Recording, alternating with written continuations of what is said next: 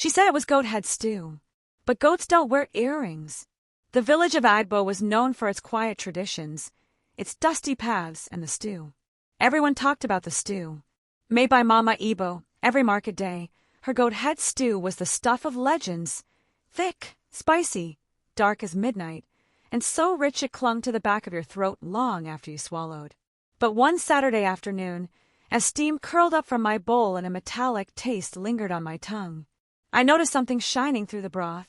It was a small golden hoop, and that was the last time I ever ate in Agbo. I hadn't been back to the village in 15 years. My mother had begged me to return, especially after my father passed. She said the elders wanted to see me, that I should reconnect with my roots. I arrived on a dusty morning, stepping off the rickety bus with my backpack slung over one shoulder. The air smelled of burning firewood and rain-soaked soil. Children ran barefoot between houses, goats bleated in the distance, and old women sat on wooden stools, watching everything and nothing at once. Mama Ebo's shack stood at the end of the lane, just like it always had, made of rusted zinc sheets and painted in peeling green. A huge iron pot sat in the open fire pit beside it, bubbling with thick stew that perfumed the entire block. People queued with worn plastic containers, some humming, others clutching money with eager fingers. "She still makes that stew?" I asked a boy passing by.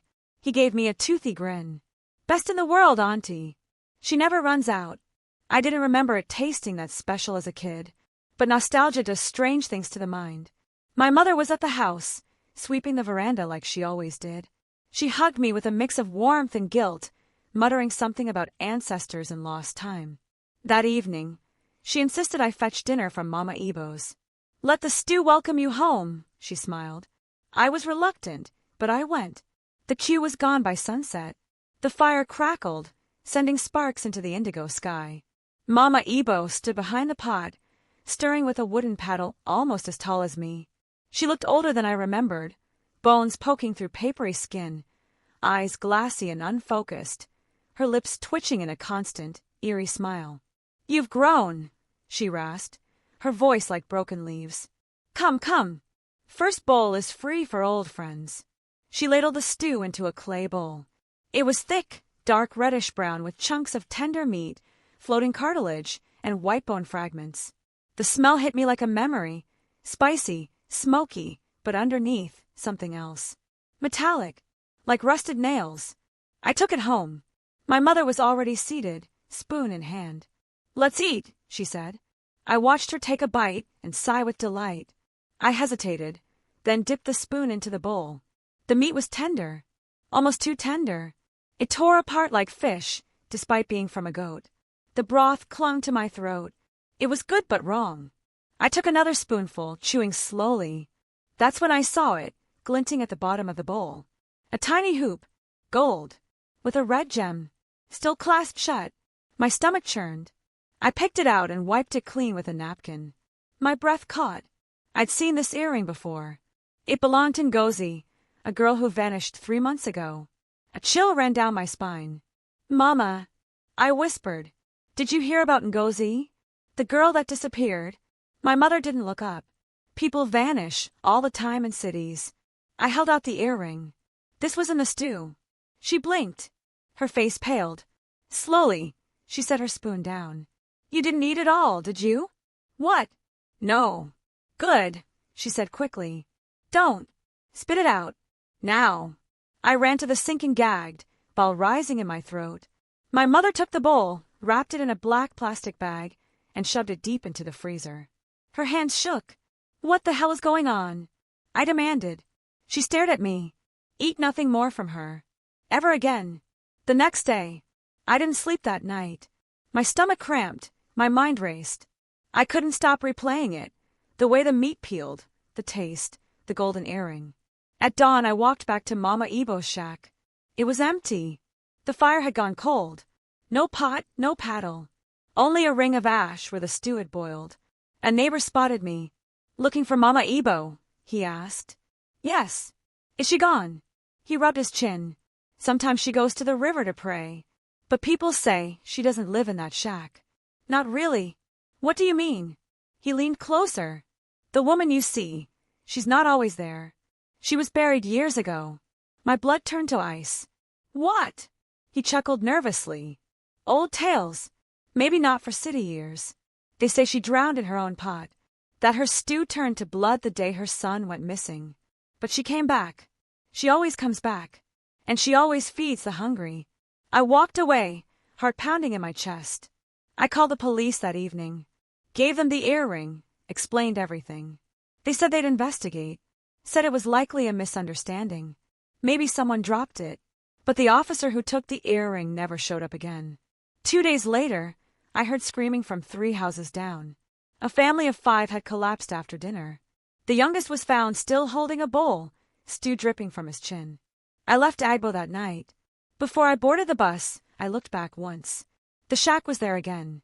Smoke rising. Shadows lining up with containers in hand. And behind the pot stood Mama Ebo, smiling with her empty eyes, stirring. Something glinted in her pot. A bracelet. A charm. A child's tooth?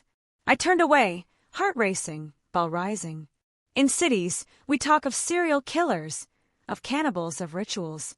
In villages, they eat together, and sometimes what they eat is you. They told me not to come back. After what I'd seen, after what I'd tasted, I should have listened. But something was wrong with my mother. Something that didn't start until after the stew. And now I think something followed me home. When I got back to the city, the world felt too bright. The cars, the blinking billboards, the neon lights, they felt unnatural. Too fast. Too clean. But nothing could distract me from the dreams. Every night since Agbo, I dreamed of the pot. Massive. Black. Bubbling. Its surface alive, rippling with faces, arms, gold trinkets, and eyes. Always watching. And I saw her too, Mama Ebo, mouth stretched wider than it should, as if a smile had been sewn on. Her voice echoed from the dark. They always come back hungry. I would wake up drenched in sweat, sometimes gagging, my mouth filled with the imagined taste of metal and burnt meat. But it wasn't just the dreams. Things started happening in my apartment. First, I found goat bones in my trash bin, even though I hadn't cooked a thing in days. Then, my kitchen began to stink of firewood and blood. No matter how much I scrubbed, the stench returned every dusk. And then came the whispers. From inside my cabinets. Soft. Humming. Words I couldn't understand, but felt in my spine. Mother's call. I tried to bury it, to pretend it was stress. Trauma. Guilt. But then my phone rang. It was my mother. She never called unless something was wrong. Her voice was slow. Slurred.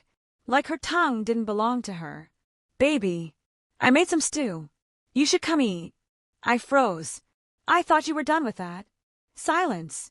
Then a wheeze. She taught me. Said I shouldn't let the gift go to waste. I nearly dropped the phone. What? Who taught you? She laughed.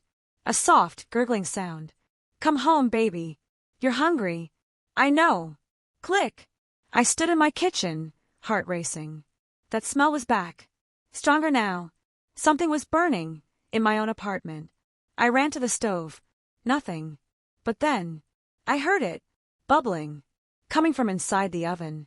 I opened it slowly, expecting maybe a leak, a broken pipe. Instead, I found a clay bowl. The same kind Mama Ebo used. Filled with stew. Still warm. The visit. I returned to Agbo the next morning. I had no plan. No answers. Just fear and questions. The bus ride felt like descending into the past. Trees blurred outside the window. The sky darkened too quickly. When I arrived, I didn't go to my mother's house. I went straight to the shack. But it was gone. Again. Only ashes remained. Cold and scattered. A man nearby stared at me, chewing something stringy. She don't like being watched, he said. But you saw the gold, didn't you? I nodded. Then you're marked. Marked! He spat into the dirt. The stew knows you now. You tasted her gift. It wants you back. Before I could ask more, he limped away, leaving only a faint trail of bones behind. I finally made it to my mother's house. She didn't answer the door. When I let myself in, the place reeked. Worse than before. Every pot in the kitchen was filled with meat, raw, boiling, burnt. Flies buzzed thick in the air. The walls were stained red. Something scratched behind the refrigerator. And then I saw her. My mother. Standing in the hallway, barefoot, her apron soaked in blood. "Baby," she whispered. "You're just in time." Her eyes were milky white. The ceremony. She led me outside without speaking. I wanted to run, but I couldn't. My legs moved on their own. Through the alley, past the neighbors, who smiled as if this was normal. They gathered near the riverbank, where bonfires blazed and pots boiled in rows. And in the middle of it all, Mama Ebo, alive, or something like it. Her limbs moved like water. Her eyes glowed red in the firelight. The villagers chanted in a low hum, words older than the soil. I turned to leave, but my mother grabbed my hand. "She chose us," she whispered. "You and me." Then I saw them carry in the meat, wrapped in sheets, small, human-sized. My heart stopped. They pulled back the cloth. It was the missing officer, the one who took Ngozi's earring. His eyes were gone, his ears sliced, his head halfway severed, and yet I watched them toss him into the pot. Mama Ebo stirred, her smile deepening. "No waste," she crooned. "We are what we eat." I vomited in the grass. Someone grabbed me, held me down. Another voice spoke, not Mama Ebo, but from inside the pot. "You belong here now. You've tasted the broth. You're part of the meat. Escape." I don't remember how I broke free. Just fire, screaming, bones cracking. I remember grabbing the iron paddle and swinging it hard. I remember blood on my hands. Someone screamed, "She's cursed. She's breaking the bond." I ran, through the trees, into the road. A truck swerved, nearly hitting me. The driver jumped out. "What the hell?" I screamed, begged him to take me to the city. He drove fast, not asking many questions. But even in that truck, I could hear it. The bubbling, coming from the back seat. I turned. Another bowl, steam rising. And inside it, my mother's wedding ring. It's been 6 days since I returned. I haven't eaten since. Everything smells like stew. Every shadow looks like a pot. Every whisper sounds like Mama Ebo calling me home. Last night, I woke up to find a bowl on my kitchen table. I didn't bring it in, but it was warm. And this time, it had my passport inside. She wants me back. And I know if I eat again, I'll never leave. I didn't eat. I didn't sleep. But the stew found its way back to me. My stomach cried with hunger, but every time I thought of food, I heard the whispering pot bubbling in my dreams. They told me once you taste her stew, she marks you forever. I didn't believe it until I saw my reflection blink, but I hadn't. It's hard to explain what hunger does to your mind. By day 3, the lines between waking and sleeping blurred. I'd look away from my reflection, only to see it smiling back. I'd hear my fridge hum, and it would somehow sound like chanting. I tried to stay normal, go to work, answer emails, but something followed me. When I closed my eyes in a meeting, I saw a hand, slick with blood, stirring a massive cauldron. When I opened them, I was already chewing. I looked down. There was nothing in my hands. And yet, the taste of flesh coated my tongue. Metallic. Burnt. I sprinted out of the room. That night, I boarded up my kitchen. No food. No pots. No flames. I taped crosses to the cabinet doors. Lit candles. But it didn't stop her. At exactly midnight, the candles turned black, the flames died, replaced by a sickly green glow. The walls pulsed. My clock slowed, and I heard it again, scraping, bubbling, whispering, not from my stove, but beneath the floorboards. Terrified, I dropped to the ground and pressed my ear to the wooden slats. The sound grew clearer. "Child of the broth, the meat remembers you." I leapt back. The air reeked of sweat and steam. Then I noticed something odd. A wet circle, right in the center of my living room floor. I wiped it with a cloth. It smelled like bone marrow and blood. I needed help. But who could I go to? No police officer would believe this. I couldn't go back to Agbo. And then I remembered the man near the ashes, the one who warned me. He had said, "You're marked now." So I went online and posted anonymously on a Nigerian supernatural forum. A day later, I received a reply. "I saw her pot once too. I've been running since. We need to talk." The user's handle was at remains_of_soup. I met him in a crumbling apartment downtown. He looked even worse than me. Skin pale, eyes hollow, like he hadn't slept in months.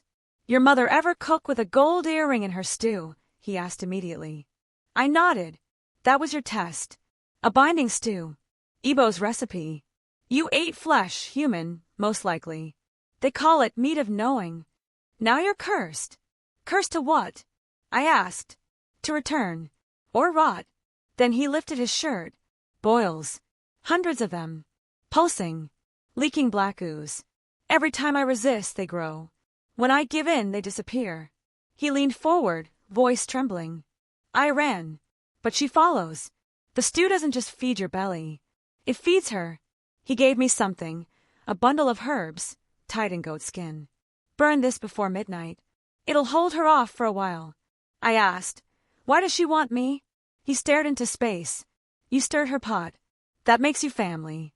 And family always eats together." That night, I burned the herbs. My apartment filled with smoke. But it wasn't normal smoke. It shimmered like oil on water.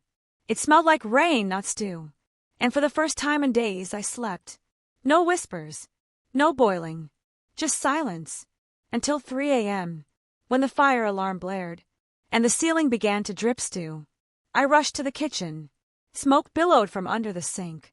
I opened it and froze. The inside had changed. No pipes. Just a void, black and wet and breathing. And in the center of it, a tiny version of the pot. It pulsed like a heart, bubbling, hissing. Then it spoke. "She waits beneath the boil. Come home, or we will come through." I slammed the door shut, but it was too late. From the bathroom, I heard the mirror shatter. I ran in. The glass lay shattered in the sink, but my reflection was still whole. And it smiled. "Time to eat," it said in my voice. Then the shards began to rattle, forming words along the tiles. "Bring a stew to complete the circle." I knew what it meant. They didn't want me to eat their stew anymore. They wanted me to cook, to serve, to bring the gift forward. I called remains _of_ soup again. "They'll pressure you," he said. "Send ghosts, memories, hunger. But if you cook that stew, even once, you'll never leave." "Not alive. What do I do then?" He hesitated. "Bury the pot. In blood. On sacred ground." I asked, "Whose blood?" He didn't answer. Only said, "Not yours. Not entirely." I searched for answers. Talked to every local priest, spiritualist, herbalist I could find. Most turned me away. One old woman finally listened. When I showed her the mini pot, sealed in a box, her eyes widened. "This is Ebo's call. You don't silence it, you survive it." She gave me instructions. 3 drops of your blood, 1 drop of someone else's, family. And bury it where no fire has touched, or it will boil again. "But where do I find such ground?" I asked. She looked out her window. The riverbed in Agbo. I didn't want to return, but the choice was gone. Every hour, the pot grew louder. The dreams turned to visions. My walls sweated stew. My lights flickered red. Every faucet dripped blood, not water. And then came the final warning. A package at my door. No return address. Inside it, my mother's apron, soaked in stew, and stitched with a single word, home. I knew what I had to do. It was time to go back, to bury the pot, or burn with it. I left before dawn. 1 bag, 1 box, 1 mission, to bury the cursed pot where the fire couldn't reach it before it boiled over. But Agbo wasn't the same when I returned. It hadn't just changed. It had prepared for me. The return to AGBO. The road back was silent. Not dead, just watching. No birds. No chatter. Even the wind refused to blow. The trees looked taller, thicker, leaning just a little too close over the narrow dirt trail. Like they knew I was coming back. Like they were whispering secrets to the soil about me. I had no plan. No backup. Just the old woman's instructions. 3 drops of your blood. 1 of kin. Sacred earth. Before the stew calls midnight. As I crossed into the village limits, I saw it. The fire pit was gone. The one where the original stew had boiled. Where I first saw the gold earring. Now it was just cold ash. Burned deep into the earth like a wound that never healed. I didn't stop. I had to find the riverbed. The only untainted ground. But nothing in Agbo was untouched anymore. The dead remember. I followed the dried-up river path to a shallow basin lined with cracked stones and brittle mud. This was supposed to be my sanctuary, but the instant I stepped into the hollow, the earth let out a groan. Like something sleeping beneath it had just turned over. I set the box down carefully and knelt beside it. Inside, the cursed stew pot was pulsing faintly, like a heartbeat. Still sealed, I pricked my finger and let 3 drops fall into the dirt. Then came the hard part, the blood of kin. I had none. No siblings. Father gone. Mother. She was the reason I was here. And then I remembered something, the old necklace I kept. It had a locket. Inside it, a clipping of my mother's hair, saved when I was a child. It wasn't blood, but it was lineage. It had to be enough. I buried the pot, hair and all, and began covering it with river dust. That's when the ground beneath me exhaled. The summoning. The wind snapped. The sky flickered. Not lightning, firelight. I turned around. They stood on the ridge. A dozen women. Silhouettes against the red glow. Faces hidden in shadow. But I recognized the one in front. The stew woman. The one who fed me. Her apron still wet. Her smile far too wide. She raised her hand. And the ground ignited. Flames burst from the riverbed, circling me. The box rattled under the soil. Something inside it screamed. Not a pot, not metal, a voice. A girl. Maybe a woman. Gurgling. You buried me, but I'm not done cooking. The pot was speaking. The stew had memory. The cook's curse. The stew woman stepped into the flame, unburnt. She moved with grace, like she owned the fire. It curled around her ankles like mist. You can't bury hunger, she said softly. I tried to back away, but the flames closed in. What do you want? I yelled. You tasted my offering. You accepted the gift.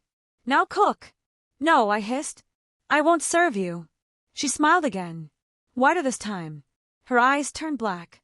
You already have. She raised her hand, and behind her a shadow emerged. Tall. Faceless. Holding a wooden spoon the size of an axe. It slammed the spoon into the ground, and a pulse ripped through the soil. The buried pot burst from the earth, glowing red, hissing. Its lid flew off. Inside wasn't stew anymore. It was a face. Mine. Melting. Screaming. Boiling. The village awakens. I sprinted. The flames parted, just enough to let me through. I ran back toward the village, but it wasn't Agbo anymore. Every hut had fire pouring from its windows. Every door had a pot outside, bubbling with something that screamed when it popped. The villagers, if they were still people, were gathering. They weren't chasing me. They were preparing, setting tables, sharpening blades, humming lullabies. I heard a voice behind me. A man. It was remains _of_ soup. He was limping toward me, shirt soaked with blood. I followed, he gasped. Thought maybe we could end it together. You're hurt. He nodded. It bit me. The pot. It has teeth. I helped him limp to the old church on the edge of the village, one of the few places untouched by fire. Inside, we found a shattered altar. And bones. He collapsed. Shaking. You can't kill her, he whispered. You have to become her. Or bury her in memory. What does that mean? You have to feed the hunger something older than her. Something she forgot. And then he died. The last memory. I dug through the bones. And I found it. A carved symbol beneath the altar. Something ancient. Maybe tribal. It wasn't Christian. It was protective. I touched it and saw something, a memory. Not mine. A young girl, forced to cook her sister. Forced to stir until her eyes went black. She ran. Hit the pot. Cursed the stew. And died alone. That was Ebo, the original. Her spirit wasn't evil. She was trapped inside her own creation. And the stew woman, the one now ruling the fire, she wasn't Ebo. She was what the stew became. A distortion. A parasite. If I could find Ebo's true memory, I could fight back. I returned to the riverbed before dawn. The pot had stopped screaming. I reached into it. Not with hands. With thoughts. I called to the girl in the memory. And for a moment, the bubbling stopped. The flames dimmed. Then I whispered her name. Ebo! The stew boiled red. And a hand reached out, small, childlike. It placed something in mine. A blackened spoon. Wooden. Ancient.